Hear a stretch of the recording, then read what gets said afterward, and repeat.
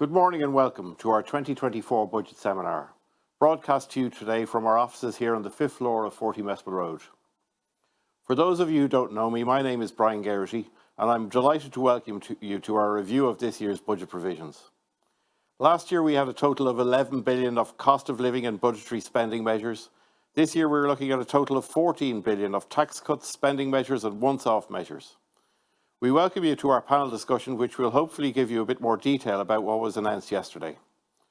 We are delighted to welcome back as our guest speaker this morning, the renowned economist Jim Power.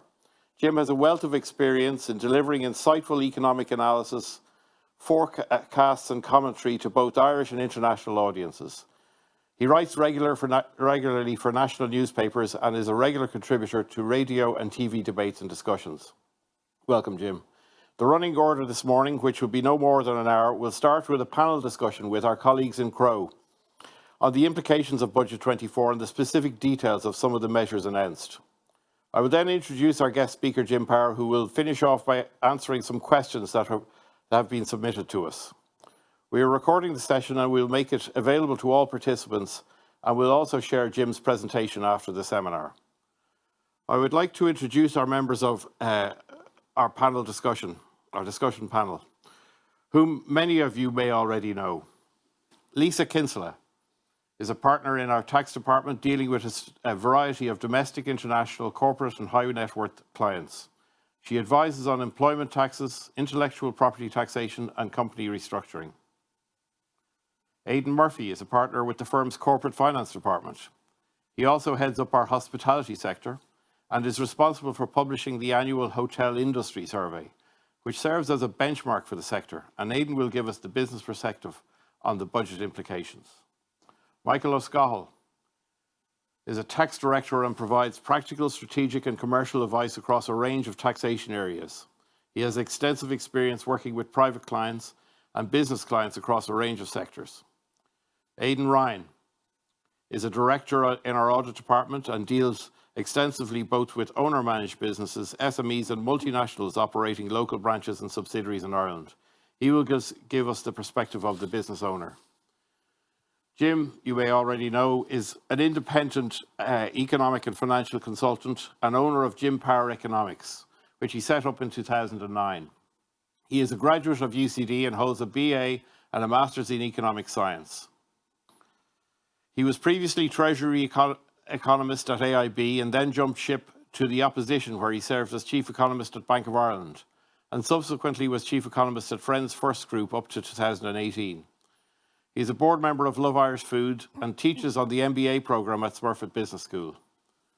Jim is a native of Waterford and is joining us this morning from what is hopefully the sunny southeast. Okay, let's start with the panel discussion. Lisa, can I start with you? There was a substantial amount of family and employee-based measures in the budget between childcare, school books, widened tax bans, rent credits and third-level college fees. Could you give us a bit more detail on some of these? Good morning, Brian. Absolutely. There was a huge amount in Budget 2024 in response to the cost of living crisis in the areas of personal tax reliefs and in public spending. I suppose we'll start off with the tax reliefs. We see the Minister announcing an increase in the standard rate band from 40,000 to 42,000. This is obviously a welcomed increase and it adds to the increase that we saw last year. So over the 2 years, we'd have a £5,000 increase. Now, it's great to see that increase, but I suppose it's worth noting that the average wage of an employee in Ireland is currently 50,000. So we still have an individual on the average wage paying some tax at the higher rate. We have seen an increase and hopefully we'll see a further increase maybe next year. In relation to the tax credits, we see some modest increases in the personal tax credits, the PAYE credit and the home care credit. But I think what will be of more interest to people is really the increase in the rent tax credit that was introduced last year. So the Minister has announced an increase in that credit from €500 to €750. It's worth noting that at the end of September, just over half of the people that were actually eligible for that credit have claimed it.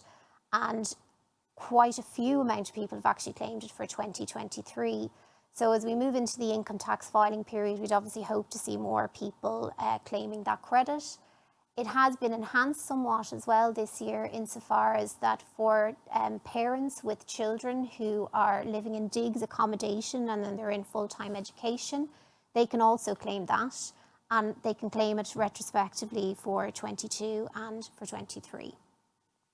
On the flip side, for landlords, we see an introduction of a tax relief there, but I have to say it's probably a very modest tax relief and not going to put that much back into the landlord's pocket. I think my colleague Aidan might have something to say on that later as well. So over the next couple of years, we'll see a €600 tax saving, all the way up to maybe €1,000 of a tax saving. So really not, I suppose, that great in the grand scheme of things. We also see the introduction of mortgage interest relief, but just for 1 year, but maybe this time next year we'll be talking about an extension to that. So the mortgage interest relief is being introduced for individuals on their principal residence, for anyone that has a mortgage of between 80,000 and 500,000. And it's, I suppose, in recognition of the fact that interest rates have gone up, so there's going to be a 20% relief on the increase in the interest that an individual is paying between 22 and 23.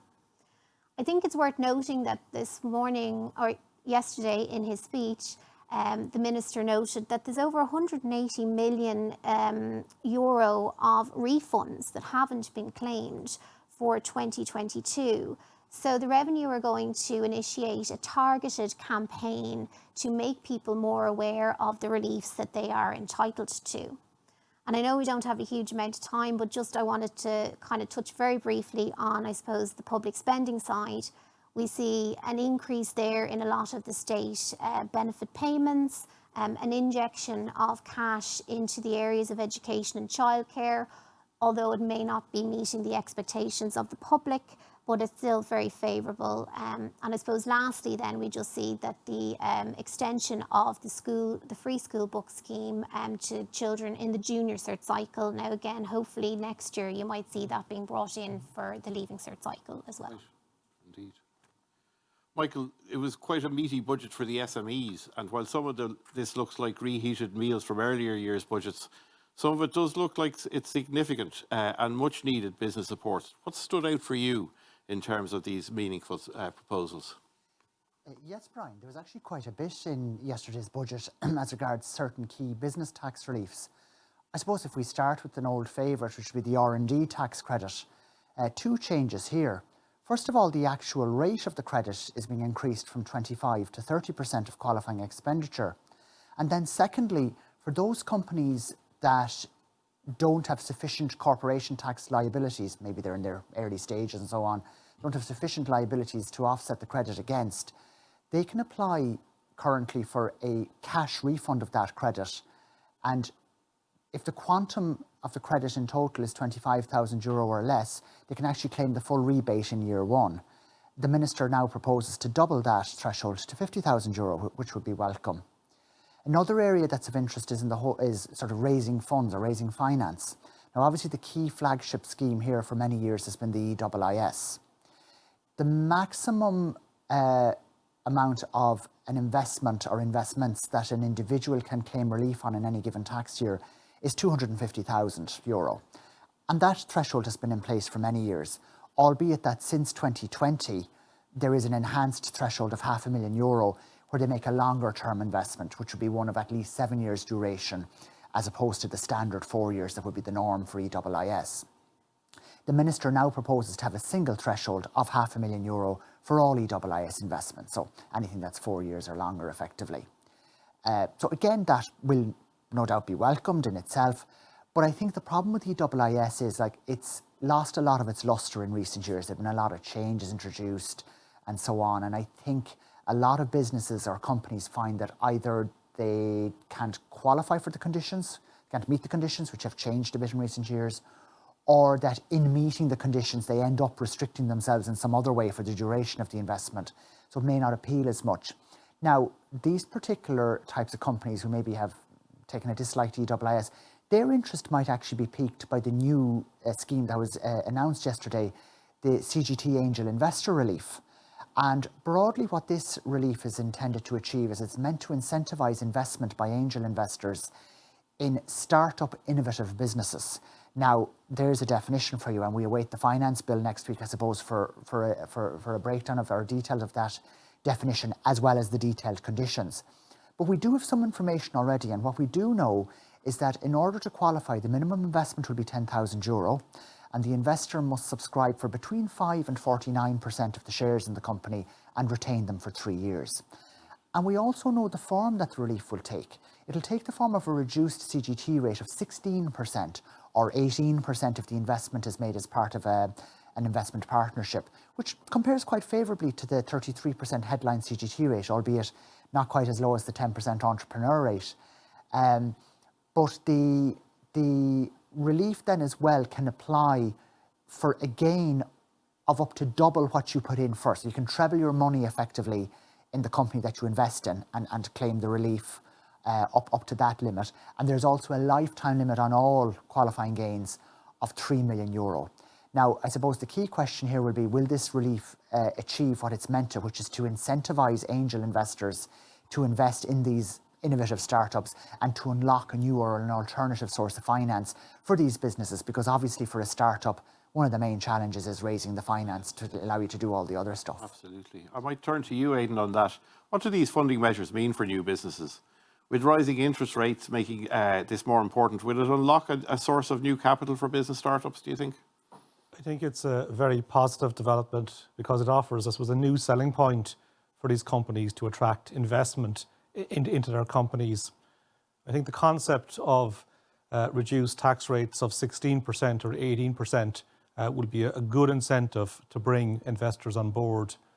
What we see very often is that startups, they cannot avail of traditional bank lending, and therefore they have got to turn to friends, family, business acquaintances, and therefore I suppose to be able to incentivise the exit of these investors will be positive.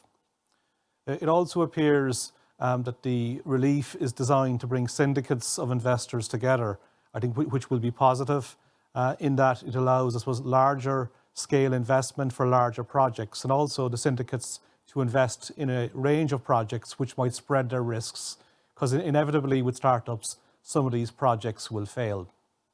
Yeah. I think a key question will be if you have a loss on a particular project, whether that loss will be restricted to gains on other similar projects, or whether it would be available to shelter other general gains of the investors. What we often see will be business owners who have sold their business are looking for a project, and the angel investor scheme, I think, will be attractive for them to invest in businesses where they feel they can have an input, where they can have a mentoring role, and where they can put their knowledge and skills to work, in the knowledge, I suppose, also that they're driving value on their own investment. Equally, a lot of these companies have the ability to access Enterprise Ireland grants and investment, but they need matching investment to unlock this. So the angel investment could have a multiplying effect. However, as Michael has said, we've only seen the headlines of the incentive, and therefore in the past some of the restrictions that have been put in place have reduced the take-up, so we won't pass judgment till we see the detail. Indeed. And angel investors getting involved, I suppose, have the opportunity to mitigate the risk of investing in startups if they get involved themselves. Aidan, we've heard a lot about the positives of the budget. Is there anything in the budget that you'd be worried about for the SME sector and owner-managed businesses that you deal with? To be honest, Brian, yes, there would be. I suppose the reality is that SMEs have been operating in an extremely challenging environment over the past 18 months. And that's, largely been due to wage inflation and as well as rising energy costs, despite the economy performing relatively well. So, looking at the cost measures that have come in yesterday's budget, the obvious place to start is the minimum wage. So that's gone from 11.30 per hour to 12.70 per hour. That's a 12% increase. I suppose in real terms, what that means for businesses is that an employee on the minimum wage working full time will cost the business an extra 2,500 per annum. Okay. Looking at PRSI, I suppose the government have decided not to increase the pension age. So as an alternative, they've decided to bring in increases in PRSI on a phased basis over a number of years. And we've seen the first of those in yesterday's announcement. So that's across all PRSI rates. So employers' PRSI is included in that. A 0.1% increase coming in the second half of next year. I suppose other areas just to touch on them, auto enrolment and the major change in public social welfare, retirement benefits, etc. Coming in next year. The initial rate there is 1.5% that employees are going to be contributing. Employers are actually going to have to match that. So, and again, that's going to be over 10 years, that's going to increase to 6%. So again, next year's costs, 2025, we're looking at increases again, The sick pay scheme, which was introduced last year, that's now stepping up from 3 days to 5 days that employers are going to have to fund. And again, 7 and 10 days in 25 and 26, respectively. And I suppose I have to mention as well, I mean, we're looking, I know Lisa's going to touch on the enhanced reporting requirements coming in. That's another administration cost for businesses that are going to have to endure and absorb in 2024. Not to be completely negative though, we look at on the support end. I mean, I know Michael has mentioned the R&D credit, and that's very welcome, the measures that have been put in place there for businesses that will be availing of the credit. But to me, the primary response to offset these cost increases that have arisen seems to be just the 250 million once-off cost relief fund that the government announced yesterday. So we understand that's going to come in the form of tiered grants, equivalent to 50% of commercial rates paid in 2023. I suppose I'd have a couple of reservations about that. Firstly, I'd ask, is it enough? So I suppose that fund is aimed at 130,000 SMEs in the state. If you were to apply that to the 250 million, that only works out at 1,900 per business. So that's not even covering the minimum wage increase that we see there. Exactly, yeah. In fact, the other big concern I'd have is the accessibility of the relief, and how it's actually going to, how businesses are going to qualify for it when the detail comes out. Yeah. I suppose, where's that concern coming from? When I look at the temporary business energy support scheme last year, that was brought in, that proved extremely difficult for businesses to access. And in reality, it bore out in the numbers because only 115 million of the 1.25 billion that was allocated was actually approved for payment. Yeah. I suppose in the round, what I'd be advising businesses to do now is to, in the context of the measures announced yesterday, have a look at their cost base and the cost projections for 2024 and just make sure that they fully understand and have factored in all of those increases that are there. Because there are a few bits and pieces coming in that will need to be taken into account. That'd be my main piece of advice. Okay.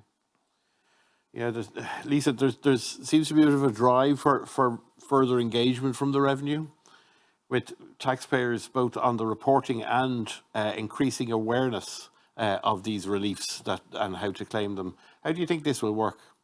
Yeah, absolutely, Brian. I mean, I touched on it earlier on that there's a campaign about making individuals aware of the types of reliefs that they're eligible for.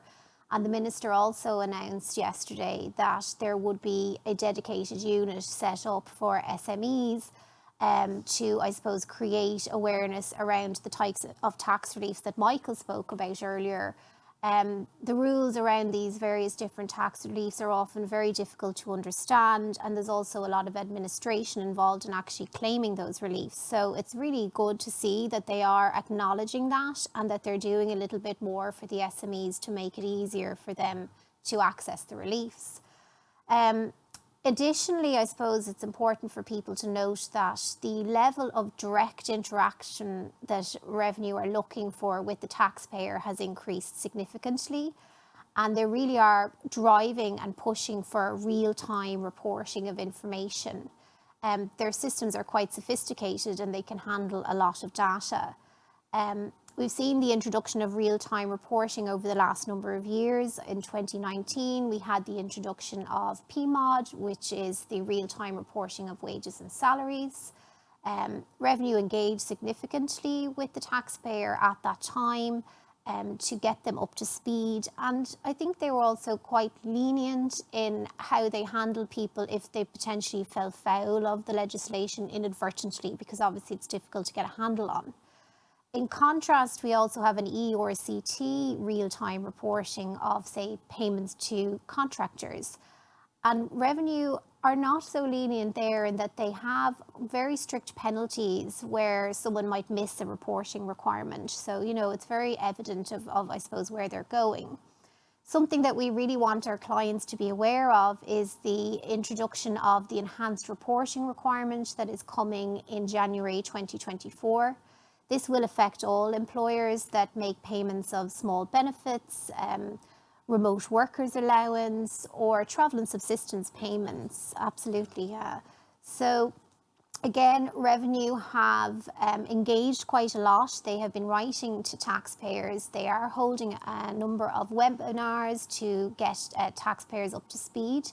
I suppose our advice is to attend the webinars, but to also engage internally with your staff or with your external payroll provider to ensure that you have the correct controls in place to be able to record that data and to be able to submit it to Revenue. The Minister also announced yesterday a movement towards VAT digitalisation. So again, that's going to be very difficult for the SME to navigate. It is in place in lots of other countries, and it'll involve some sort of real-time reporting or pre-clearance around your VAT invoices before they issue. So really, this is very indicative of the direction that Revenue are going in, and it requires a huge amount of direct interaction with the taxpayer to achieve it. Yeah. Aidan, the housing crisis, is the government doing enough to keep private small landlords and encourage more small landlords to enter the private rental market, do you think? I believe it's hard for small landlords to see any kind of upside scenario as to why they should stay in the private rental market. Their properties have appreciated in value. There are restrictions in terms of the level of rents that they can charge. There's higher amounts of regulation. And therefore, I think there are plenty of incentives for them to leave the market. My own view is that the tax measure in the budget will be seen by landlords as just a token gesture. The tax saving in year one of €600 increasing to €1,000 by year 4, which is the lock-in period to avoid a clawback, will be measured against, I suppose, the fear that they'll miss the top of the market or they'll be faced with greater regulation. And therefore, I can see no slowdown in the pace of landlords exiting the market. My own view is that there's an opportunity missed here in that a tax incentive for apartment investment for the rental sector would have been very welcome. I think it would have encouraged the supply of apartments. When I speak with builder clients, they have many stalled projects, and the reason they can't get the apartments away is that they need a higher price point, which would be achievable in an investor market. So there would have been a double, I suppose, gain from a 7-year tax, I suppose, capital allowance regime for apartment investment, in that the supply would have been increased and it would have kept the investors, the landlords in the market, and encouraged them to add to their portfolio. So I think there was an obvious opportunity missed there. Indeed. Harking back to the Section 23s, etc., would have certainly kicked the market on a bit. There's no doubt about that. Aidan, I dread to mention it, but the spectre of debt warehousing hangs over a lot of businesses.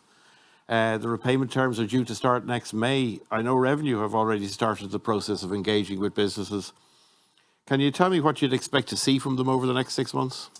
Yeah, well, I suppose as most are aware now, taxpayers are required to have a phased payment arrangement or PPA in place with revenue by the 1st of May 2024 in respect of their warehouse debt. Revenue have certainly commenced engagement and are looking to know what businesses are planning to do to start discharging that debt on the 1st of May 2024. I suppose in terms of businesses generally, I can understand their reluctance to engage with revenue now. I suppose that businesses with warehouse debt probably are experiencing internal cost pressures from running their business themselves. That's a key issue. As well as there's probably a belief out there that maybe engagement with revenue at this level maybe is a bad idea.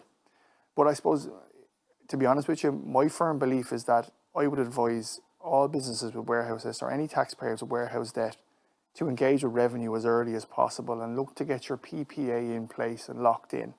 Okay? There are a number of reasons for this, and I suppose I'll go through them. The certainty around cash flows is the obvious one. So I suppose if I have my PPA in place as soon as possible, I'll know on the 1st of May what I'm going to pay, how often I'm going to have to pay it and when. So that's certainty is always good when we're trying to look to the future. Revenue have indicated that they're looking for a down payment as part of the PPA, and they have indicated that this will be small.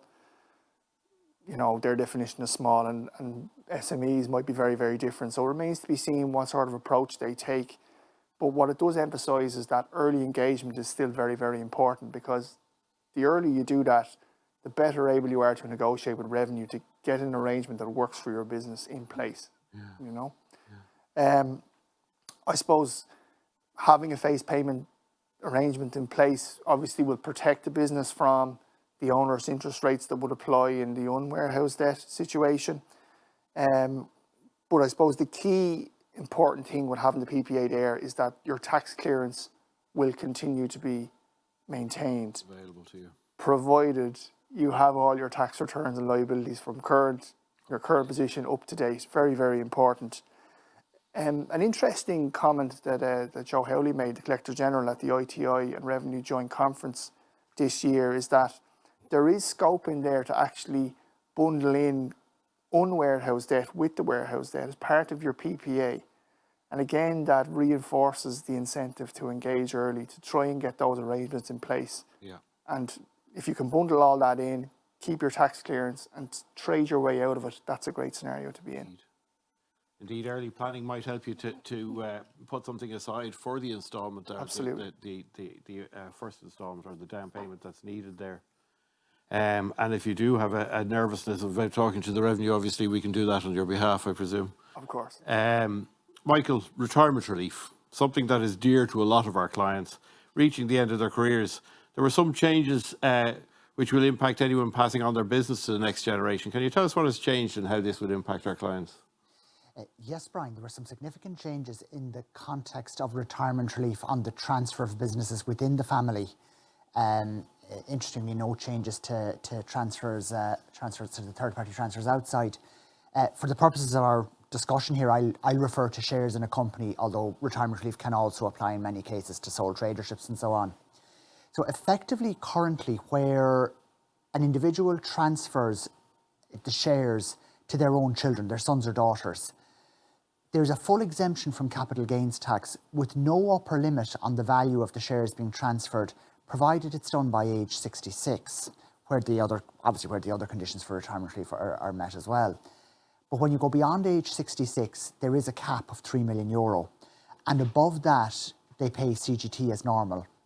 And I think a lot of parents get a little bit vexed when they learn that they'll be writing a cheque to revenue for CGT on something that's being done for the benefit of their children, and they're getting no benefit themselves as such. Yeah.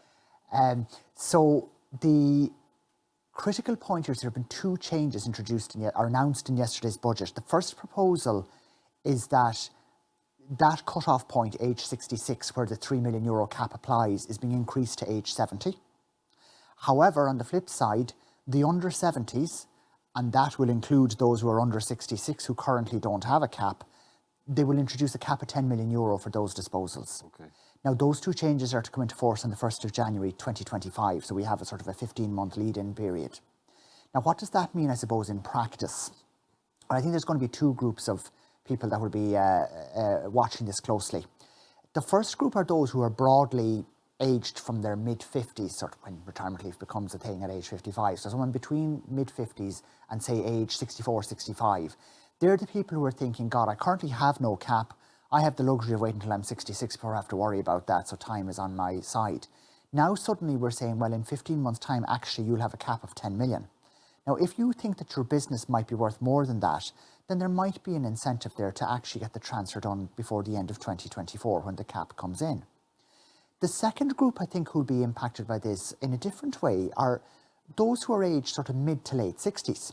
Because these people probably think that the ship has sailed as regards the cap of, that they're subject to a cap of 3 million.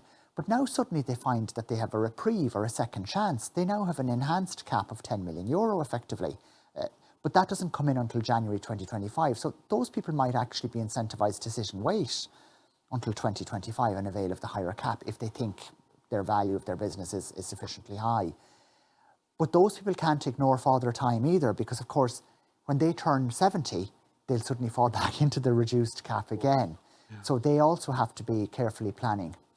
Now, when it comes to transfers of business, we have a lot of tax and non-tax issues to consider.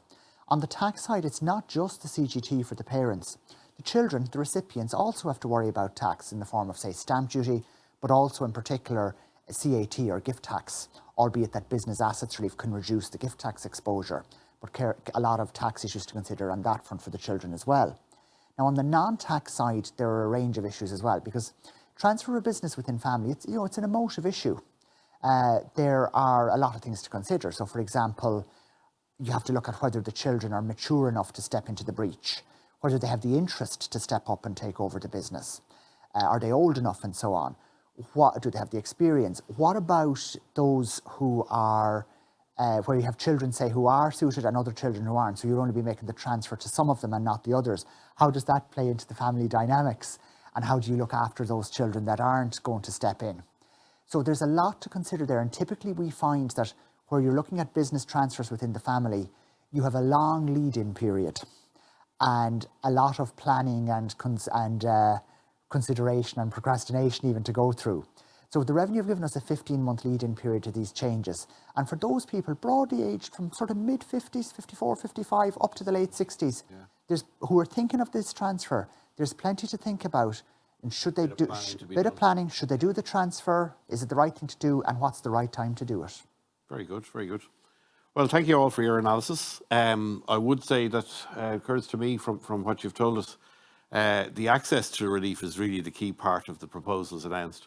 As Aidan was mentioning, the energy support scheme in last year's budget was only accessed by about 10% of those eligible. And a lot of that was put down to the complex application process you had to comply with in order to qualify. So hopefully some of these reliefs will be a bit more accessible for taxpayers in the future. I'm now delighted to welcome Jim Power to join us for a commentary on his perspective of Budget 2024. I know there is undoubtedly a political background to this budget, with the government facing down the barrel of an election, but did the Minister for Finance strike the right balance between controlling inflation and investing in the future of the country?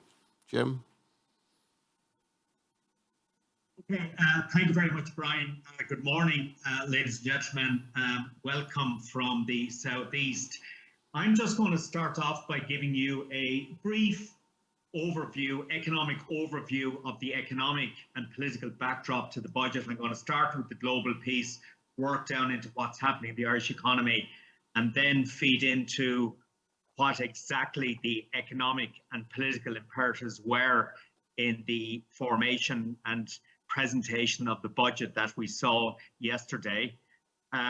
Starting off the global economic backdrop, it has over the last 3 years been an incredibly volatile, uncertain environment. We've seen inflation at the end of last year reach the highest levels in 40 years. Rates have come down subsequently, largely due to energy prices, but inflation levels still remain at elevated levels. Central banks have obviously tightened interest rates aggressively to try and ensure that inflation does not become entrenched in the system. That is having an economic impact. You know, we've seen a significant slowdown in the Eurozone economy. It's effectively bouncing along the bottom. The Chinese economy, which is the world's second largest, is struggling at the moment, both for domestic and external reasons. And I think a particular area of concern there is what's happening in the property and construction sector, with a number of large property and construction companies heavily indebted, getting into serious difficulty. Bond yields have increased sharply over the last 12 months, and particularly over the last number of weeks. And of course, rising bond yields is a negative for economic activity, because it does increase the cost of borrowing. It does make equity markets quite vulnerable, although that has not materialized yet. The global geopolitical backdrop is incredibly uncertain and dangerous at the moment. There is no other way of describing it. At the United Nations General Assembly in New York a few weeks back, it was stated that the world at the moment is seeing the highest number of wars going on around the world than at any stage since 1945. And of course, we've seen the events of last weekend with the Israeli situation just exacerbating that very dangerous global geopolitical backdrop.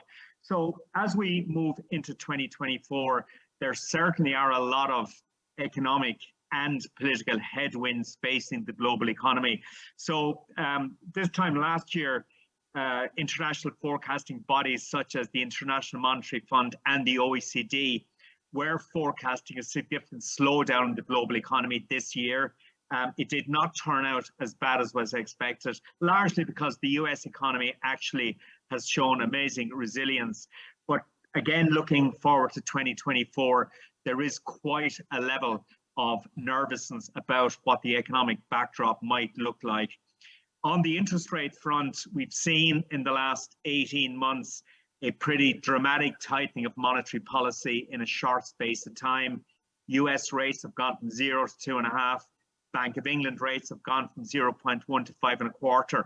And obviously, of most interest from an Irish perspective, the European Central Bank has taken official rates up from 0 to 4.5%.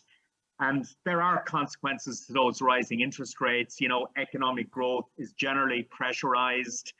And despite the fact that labor markets are still very strong, you know, the expectation would be that we will see some deterioration in global labor markets over the coming year. But all the central bank really cares about at this stage is to continue to press down on inflation and ensure that it does not become embedded in the system. Are we at the top of the interest rate cycle? We may or may not be at the top of the cycle, but I can say quite definitively, I think, that we are very close to the top of the cycle, if not there. From the European Central Bank's perspective, I personally believe the European Central Bank has tightened enough, or perhaps even too much at this stage. But with the European Central Bank, where there's such a level of paranoia about inflation, it's possible we could get a further hike. But I think the safest assumption to make is that current interest rate levels will persist for much of 2024. But I would not be surprised if this time next year we're starting to think about a downturn in the global interest rate cycle again, largely because I think the Eurozone economy, you know, will record a pretty modest performance next year, and inflation, you know, should continue to moderate. Looking at the domestic economic backdrop, notwithstanding all of those global headwinds, the aggressive tightening of interest rate policy, the Irish economy actually has been doing okay, but, you know, there is some easing of growth, and the ESRI has alluded to that in its most recent quarterly economic outlook last week. Tax revenues have been very strong, but in the August-September period, we did see significant weakness come through on the corporation tax side. And in fact, in the 3-month period to the end of September, corporation tax was down about 23% on the same period last year. So it's coming up very high levels, but that's the first time we've seen a reversal in the corporation tax take. And I think that is reflecting the fact that the multinational export performance, particularly on the chemical and pharma side, is weakening. We've seen the global technology pressures. So there certainly is an element of a slowdown in global corporation tax activity, and that, of course, is feeding into Ireland.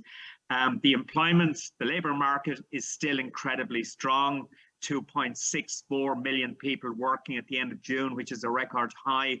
The unemployment rate at 4.2%, which is virtually full employment.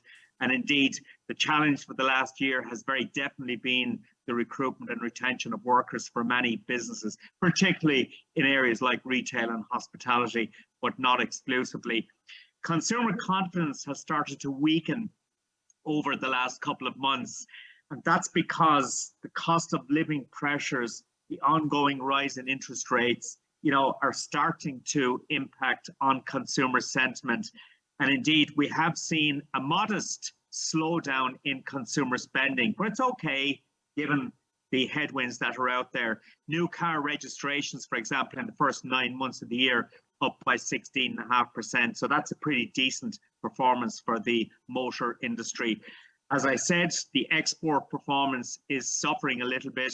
We saw in the first 7 months a decline of 2.5% in merchandise exports. And the key contributor there was the fact that chemical and pharmaceutical exports to the United States fell by 15%. And that is really reflecting a sort of a return to a post-COVID normality, in a sense, because we saw the chemical and pharma sector booming during the COVID period. Modern manufacturing output that is dominated by the multinational sector is down 14% in the first 8 months of the year. So we got those data the day before yesterday, and that's indicative of what's happening the manufacturing sector here. And of course, that is feeding through to corporate tax revenues. Household savings, 152.5 billion at the end of August, a record high. And of course, the big challenge continues to be housing. Economically, socially, politically, housing is the biggest challenge. This is the unemployment rate we see out there on the right-hand side, close to historically low levels of unemployment. That describes virtually full employment in the economy. This is the employment story, record levels of employment at the end of June. This is the household balance sheet. The red line there is household debt outstanding. The blue line is deposits, household deposits. And you can see since 2015, they have crossed over, demonstrating that the household balance sheet in the aggregate is incredibly healthy at the moment, which stands in marked contrast to the situation back in 2007, out there to the left of that slide, when household deposits were far lower than debt outstanding. So that is definitely a positive for the economy, the fact that the household balance sheet is so positive. This is the consumer confidence piece I mentioned. You can see out there on the right-hand side, a little bit of caution creeping in. No surprises there, given what's going on. This is the housing market between 2011 and 22. We delivered an average of 13,599 residential units. During that period of strong population growth, we should have been delivering around 35,000 houses per annum at least. So that explains why, in the main, we have a significant crisis in the housing market. And this is one of the clear manifestations of that, the fact that rents continue to escalate. So to summarize the Irish issues and the risks into the future, the economic concentration risk, 57% of corporation tax is paid by 10 multinational companies. Around 92% of overall corporation tax comes from the multinational sector. We've seen some slowdown in global technology impacting on employment and corporate taxation. The global corporation tax agenda, the introduction of the minimum tax rate of 15% for companies with turnover in excess of 750 million. And in the finance bill, the legislation is going to be passed to enable that happen. Housing, as I say, is the key challenge in my view. It should be top priority because socially and politically, it's obvious. but as an element of national economic competitiveness, housing is really, really important. The climate agenda in a general sense, but particularly as it relates to agriculture, is a very topical issue at the moment.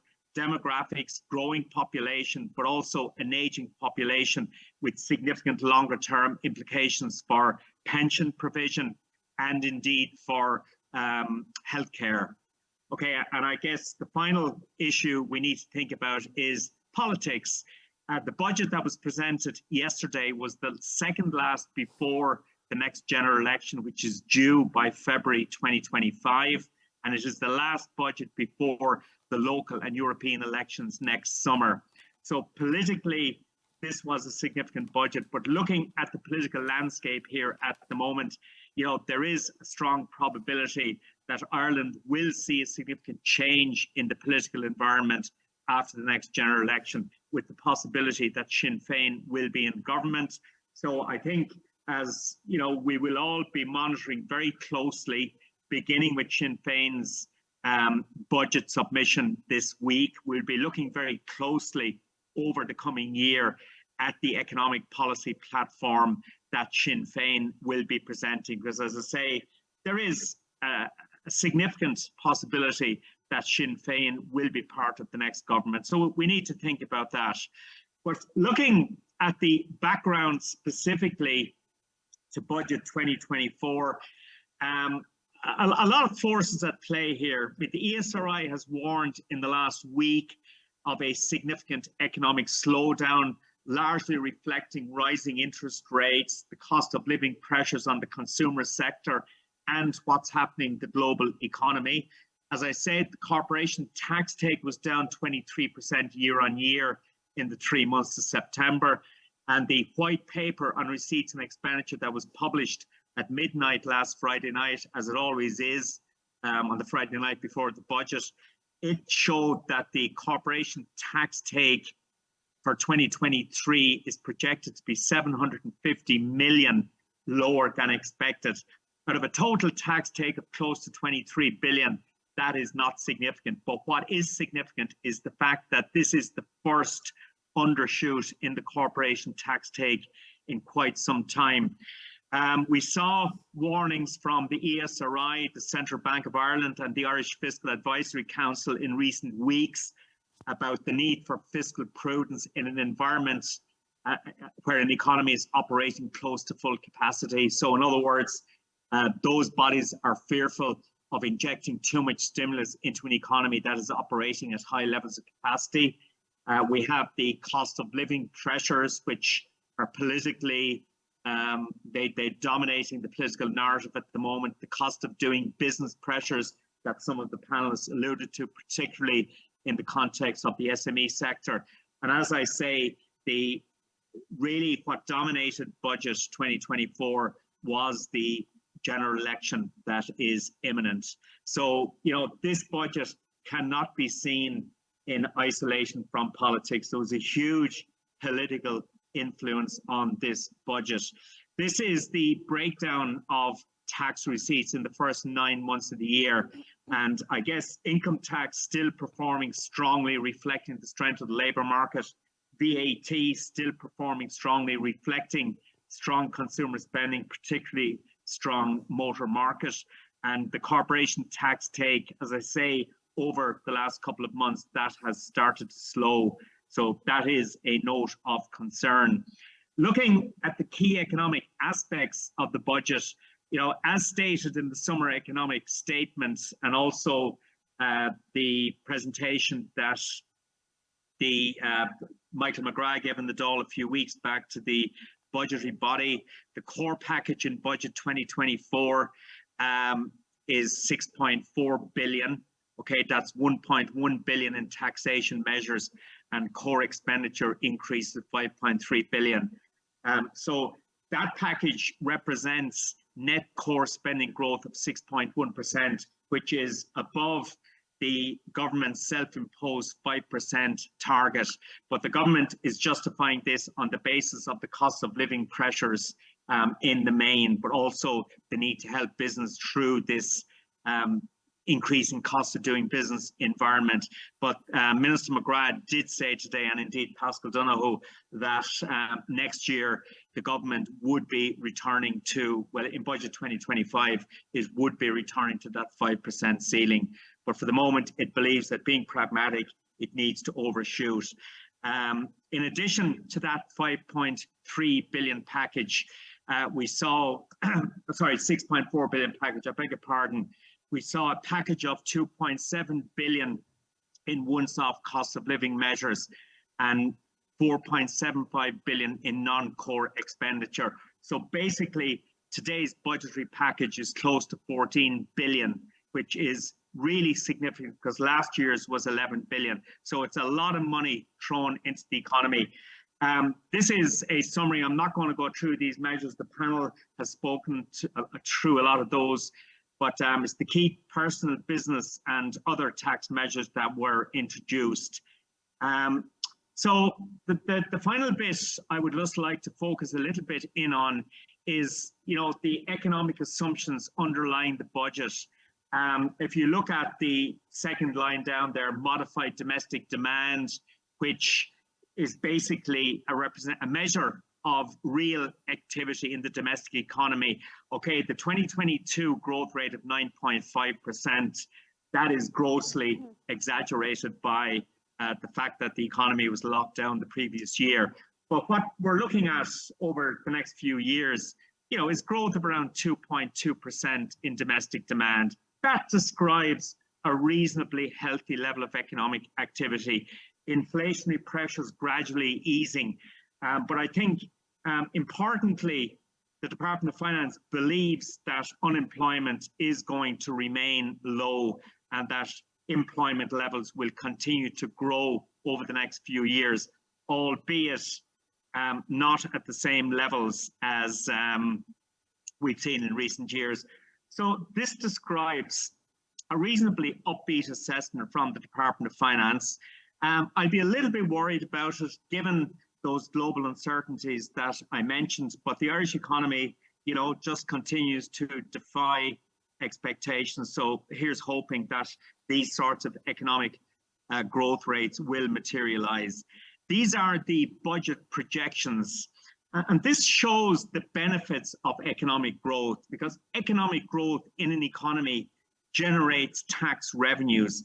And it's the buoyancy of tax revenues we've seen over the last few years that has generated the wherewithal where the government can deliver an 11 billion package last year, a 14 billion package this year, and still deliver strong budget surpluses out into the medium term.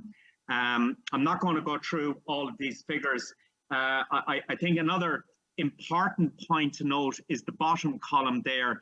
We heard a lot in the budget yesterday, and we've heard a lot of commentary over recent weeks about the vulnerability of the corporation tax take. Okay, this year there's a forecast of 23.6 billion, but you can see over the next 3 or 4 years, despite the Department of Finance's warnings about the vulnerability of corporation tax and the windfall tax thing and so on, the central forecast of the department is that corporation tax receipts will be maintained.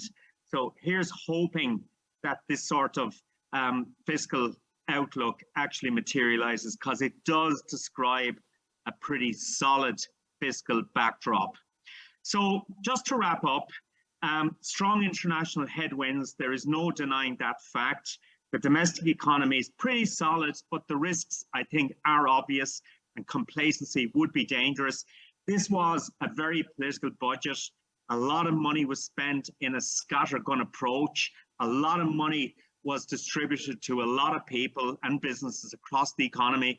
We all woke up this morning feeling slightly better off, but nobody's significantly better off. So it's very much sort of a catch-all budget that tried to give as much money as possible to as many people as possible.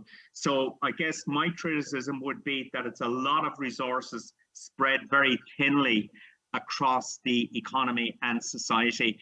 And I guess, given the political nature of the budget, the political reality is that despite two very expansionary budgets over the last couple of years, the fortunes of the government parties have not improved. And in fact, both main parties, well, the three parties of government continue to struggle in the opinion polls. So it's certainly not clear that the budget that was introduced yesterday will actually improve the political fortunes of government. And I think the reason for that is because there is not enough focus on the key challenge, which is housing. But my final point would be that it's an expansionary budget that will provide significant support to the economy in 2024, particularly consumer spending. Very good. Thank you very much. A lot to think about in there, indeed. We'll be looking over those slides and figuring out those figures. We have a few questions for you, Jim, which have been submitted. You mentioned the fiscal background. There's a lot of talk about the corporation tax undershoot, and you mentioned it there significantly. In your own opinion, do you think this is political posturing just to give to lower the giveaways, or is there a real basis for any concern here in the longer term? I think there is a real basis for concern because the concentration risk in the economy, you know, the fact that 57% of tax revenues comes from 10 companies, you know, that is a significant risk factor if something were to go wrong. And the problem would be that what happened in the run-up to 2007, the government spent aggressively on the back of a tax base that disappeared when the construction and property sector collapsed. So we were left with this high level of spending and a tax base that shrank significantly. And that was the basis for the fiscal problems that subsequently ensued. And as I said, the Department of Finance is not predicting that the corporation tax is going to disappear, but it is issuing a lot of sort of cautionary rhetoric about the vulnerability of that. And that's why I think it's really important that the two long-term strategic investment funds, you know, one at climate, one the other addressing demographics and so on, those two funds that were announced in the budget yesterday, I think that is sensible. You know, we need to be building up some of these tax take in order to ensure the long-term sustainability of the public finances.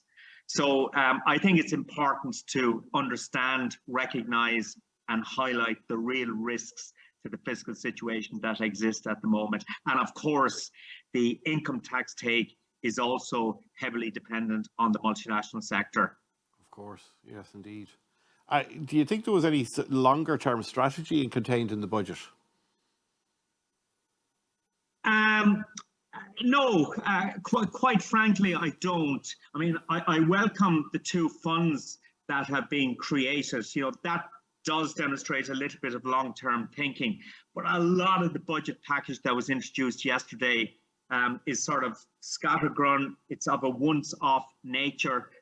It won't fundamentally change the longer-term performance of the economy.